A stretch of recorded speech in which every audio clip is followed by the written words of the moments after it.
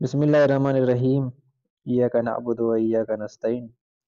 आज का जो हमारा लेक्चर होने जा रहा है वो 8th क्लास मैथमेटिक्स के कुछ एमसीक्यूज और क्वेश्चन आंसर हम इंशाल्लाह कवर करेंगे, जो कि एग्जाम के हवाले से बहुत इंपॉर्टेंट हो सकते हैं।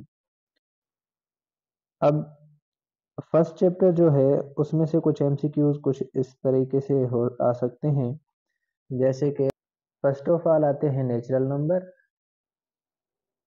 उसके बाद आ जाते हैं आप लोगों के होल नंबर, फिर इंटीजर्स,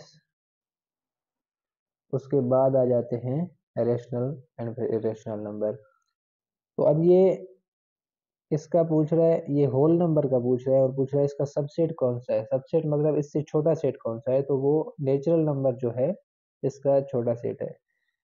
तो एग्जाम में लाजमी नहीं है कि यही क्वेश्चन आए कि होल नंबर का सबसेट कौन सा है।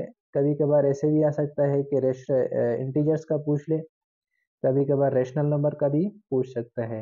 और लेट सपोज वो पूछे कि इंटीजर का है होल नंबर, इंटीजर का कोई सबसेट कौन सा है, तो ऑप्शन में डब्ल्यू भी लिखा हुआ हो और एन भी लिखा हुआ हो, तो ऑप्शन सी में जो हो वो बोथ लिखा हुआ हो, तो आप लोगों का ऑप्शन सी करेक्ट हो जाएगा। क्यों? क्योंकि ये भी इसका ही रेशनल नंबर सबसेट है और ये भी इसी इंटीजर का सबसेट हो सकता है। तो इसका अगर हम एमसीक्यूज देखें तो which one is a subset of W यानी होल नंबर, तो वो नेचुरल नंबर हो जाएगा। उसके बाद कुछ इंटरसेक्शन, तो ये भी इजी है। इंटरसेक्शन में हम वो लिखते हैं जो दोनों सेटों में सेम हो, तो इस सेट में और इस सेट में ए एंड बी सेम है, तो ए इंटरसेक्शन बी आप लोगों का ए बी हो सकता है। तो मतलब इंटरसेक्शन के क्वेश्चन भी और उसके साथ साथ यूनियन के क्वेश्चन भी। लेट सपोज ए में आता है 1 2, बी सेट में आ जाता है 1 2 3, और पूछे ए यूनियन बी क्या हो सकता है, तो ये भी इजी है। यूनियन में सिर्फ हम इतना करते हैं कि तरतीब से सारे लिखते हैं, तो तरतीब से अगर हम लिखें ए यूनियन बी हमारा इक्वल हो जाएगा 1 2 एंड 3। तो इस तरीके से आप लोगों को कॉन्सेप्ट समझना चाहिए। पहली बात यूनियन में क्या होता है, इंटरसेक्शन में क्या होता है, तो ये भी इजी है। उसके बाद कुछ क्वेश्चन इस तरीके से आ सकते हैं परफेक्ट स्क्वायर के हवाले से। परफेक्ट स्क्वायर के ऊपर मैंने पहले भी एक वीडियो बनाया है। परफेक्ट स्क्वायर हमें तब मिलता है जब हम किसी इंटीजर को उसी इंटीजर के साथ मल्टीप्लाई कर रहे होते हैं। लेट सपोज अगर मैं 5 को 5 के साथ ही मल्टीप्लाई करूं, तो ये एक परफेक्ट स्क्वायर बन जाएगा, जो बन जाएगा 25। 25 एक परफेक्ट स्क्वायर है। किसका परफेक्ट स्क्वायर है? 5 का परफेक्ट स्क्वायर है। यानी किसी इंटीजर को उसी इंटीजर के साथ अपने साथ ही मल्टीप्लाई करेंगे तो हमें एक परफेक्ट स्क्वायर मिलेगा। तो लेट सपोज 11 है, 11 को आप लोग 11 के साथ ही मल्टीप्लाई करें तो देखें आप लोगों को क्या मिल रहा है, यानी 121। तो यानी 121 एक परफेक्ट स्क्वायर है। किसका परफेक्ट स्क्वायर है? 11 का। तो वो ऐसा भी एमसीक्यू आ सकता है, पूछ सकता है कि ये परफेक्ट स्क्वायर इनमें से कौन सा है। तो आप लोगों को पता होना चाहिए कि परफेक्ट स्क्वायर तब मिलेगा जब हम किसी भी नंबर को उसी नंबर के साथ ही मल्टीप्लाई करें और एक नंबर हमें मिल जाए नया, परफेक्ट स्क्वायर के हवाले से। और उसके बाद स्क्वायर पूछ सकता है, लेट सपोज, पर वो भी परफेक्ट स्क्वायर से ही इसी तरीके से होगा। लेट सपोज पूछे कि 9 का स्क्वायर क्या होगा, तो 9 को जब हम लोग 9 के साथ ही मल्टीप्लाई करेंगे तो 81, तो यानी 81 9 का स्क्वायर जो हो जाएगा वो 81। यानी स्क्वायर के हवाले से भी आप लोगों ने तैयारी करनी है।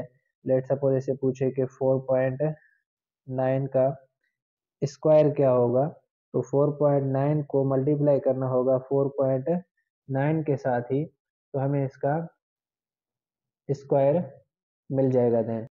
उसके बाद जो क्वेश्चन आ सकता है, लेट सपोज इधर लिखा हुआ है 2/5, इसका स्क्वायर क्या होगा। तो देखो जिसके ऊपर स्क्वायर है इसका ये मतलब है उसी चीज को आप लोगों ने 2 टाइम मल्टीप्लाई करना होगा। तो क्या होगा, 2 multiply by 2 divided by 5 multiply by 5। तो ये स्क्वायर 5 के ऊपर भी है और 2 के ऊपर भी है, तो 2 to the 4 and 5 are the 25। तो इस तरीके से आप लोग कोई भी नंबर मिला हुआ हो, उसके ऊपर स्क्वायर हो, ऐसे डिवाइड में हो, तो इस तरीके से आप उसको सॉल्व कर सकते हैं। अच्छा, उसके बाद एरिया के हवाले से, अब एरिया जो बराबर होता है वो बराबर होता है लेंथ मल्टीप्लाई बाय ब्रेथ। अब जो स्क्वायर होता है, तो स्क्वायर एक ऐसा शेप होता है जिसके चारों साइड बराबर होते हैं। अगर लेट सपोज आपको लेंथ वो दे रहा है तो ब्रेथ आप लोगों को पता होना चाहिए कि ब्रेथ क्या होगा। लेट सपोज उसका लेंथ वो दे रहा है हमें 5, तो ब्रेथ भी क्या होगी, 5 ही होगी। तो अगर एरिया वो पूछ रहा है तो एरिया बराबर होता है लेंथ मल्टीप्लाई बाय ब्रेथ, यानी कि एरिया बराबर हो जाएगा लेंथ कितना है 5, ब्रेथ कितना है 5, तो एरिया बराबर हो जाएगा 25 के। तो इस तरीके से एरिया के हवाले से अगर स्क्वायर का क्वेश्चन आता है और आप लोगों को एक वैल्यू मिलती है तो बस उसी वैल्यू को उसी अपने हिसाब से मल्टीप्लाई कर देना है और कुछ नहीं, क्योंकि लेंथ जो होता है तो ब्रेथ भी उसका वही होता है। तो एरिया इस तरीके से आप लोग फाइंड कर सकते हैं। उसके बाद जो क्वेश्चन आता है स्क्वायर रूट का, लेट सपोज ये स्क्वायर रूट में एक नंबर लिखा हुआ है 1 के ऊपर स्क्वायर मल्टीप्लाई 3 के ऊपर स्क्वायर। तो आप लोगों ने देखना है कि 1 का स्क्वायर पहली बात क्या होता है, 1 का स्क्वायर 1 ही होता है, मल्टीप्लाई 3 का स्क्वायर होता है 9। तो 1 मल्टीप्लाई बाय 9 कितना हो जाएगा, अंडर रूट इसके ऊपर 1 मल्टीप्लाई बाय 9 अंडर रूट में 9, और 9 का स्क्वायर रूट क्या होता है, 9 का अगर आप लोग स्क्वायर रूट फाइंड करना चाहें तो वो आंसर आता है 3। किस तरीके से, क्योंकि अगर मैं 9 के से अंडर रूट फाइंड करूं तो ये जाएगा 3 3 था 9 एंड 1 3 था 3, यानी कि 2 टाइम आ गया तो हम एक ही पेयर उठाएंगे, यानी 3 आंसर आ गया। Let's suppose under root 4 divided by 9। अब आप लोगों ने पता है ये अंडर रूट जो है ये 4 के ऊपर भी है और 9 के ऊपर भी है, तो 4 का अंडर रूट क्या हो जाएगा 2 और 9 का क्या हो जाएगा 3।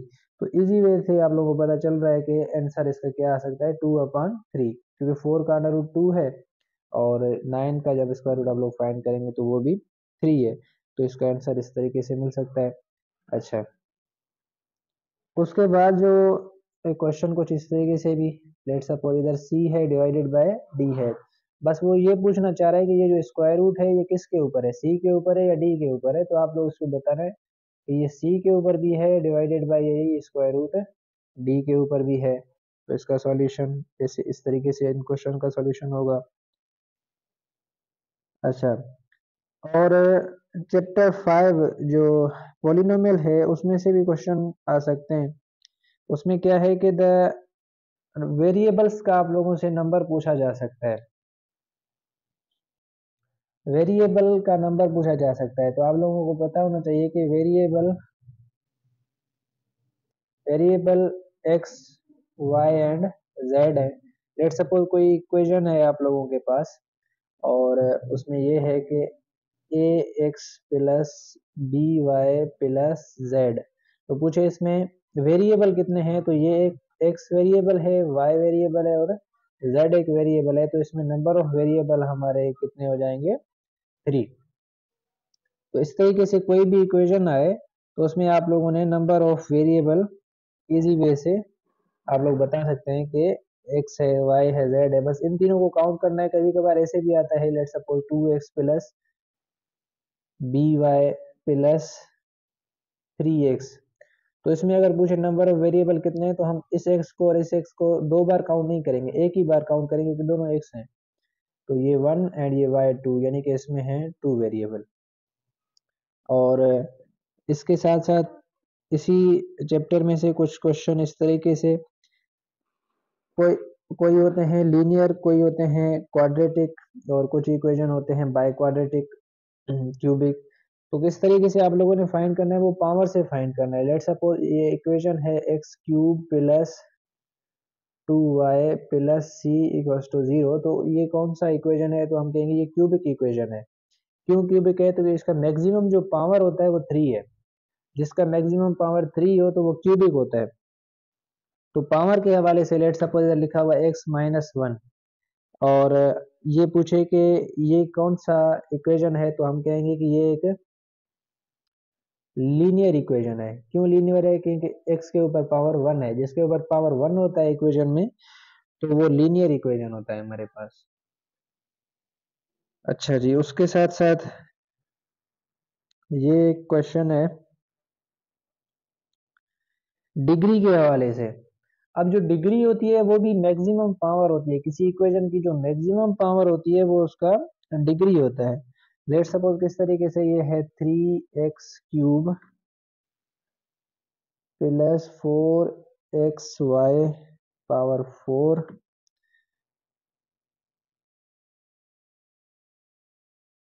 Plus y power 6 9। तो अगर ऐसे इक्वेशन आए आप लोगों के पास, तो इसका अगर डिग्री पूछे तो आप लोग देखें इस टर्म में डिग्री कितना है, हमारा जो मैक्सिमम डिग्री लेना है अभी, इसका 3 है।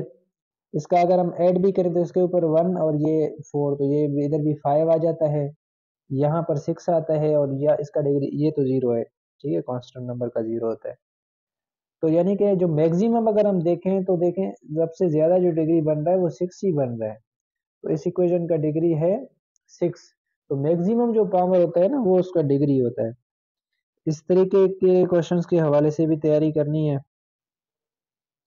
अच्छा जी, उसी के साथ साथ कभी कभार ऐसे इक्वेशन मिले भी हुए होते हैं। लेट सपोज 2-3 इक्वेशन मिले और पूछे कि इनमें से क्यूबिक कौन सा है, लीनियर कौन सा है, बाइक्वाड्रेटिक कौन सा है, तो वो भी आप लोगों ने यानी कि कॉमर्स के हवाले से फुल तैयारी करनी है। अच्छा जी, उसके बाद इस तरीके से क्वेश्चन कोई पॉलिनोमियल दे और उसमें लिटरल का पूछे। लिटरल ए से लेकर जेड तक जो सारे एबीसीडी होते हैं वो सारे लिटरल ही होते हैं। ठीक है। अच्छा, लेट सपोज एक क्वेश्चन आप लोगों को मिल रहा है, अभी लिटरल्स पूछ रहा है। अब लिटरल पूछ रहा है, इक्वेशन आप लोगों को वो दे रहा है। Let suppose P x square कुछ भी क्यू एक्स प्लस जेड। अब पूछे लिटरल कौन कौन से हैं, तो देखें पी भी एक लिटरल है, एंड एक्स भी एक लिटरल है, क्यू भी और जेड। अब एक्स 2 बार है तो हम 2 बार नहीं लिखेंगे, तो ये सारे यानी कि हमारे इधर लिटरल आ जाते हैं। तो लिटरल के हवाले से भी आप लोगों ने अच्छी तैयारी करनी है। यानी कि कोई भी एमसीक्यूज आए इस हवाले से आप लोगों ने उसका पढ़ा हुआ हो 5th चैप्टर कंप्लीट, तो ताकि आप लोगों को उसका आंसर इजीली आ सकता है। तो यही थे बस कुछ एमसीक्यू जो आप लोगों ने इसका तैयारी करना है। आज के लिए बस इतना ही। तब तक के लिए अपना बहुत ख्याल रखिएगा, एंड लाजमी चैनल को लाइक करें, सब्सक्राइब करें, एंड बेल आइकन को लाजमी प्रेस करें ताकि ऐसी इंफॉर्मेटिव वीडियोस आप लोगों तक जल्दी पहुंच सके। अल्लाह हाफिज़।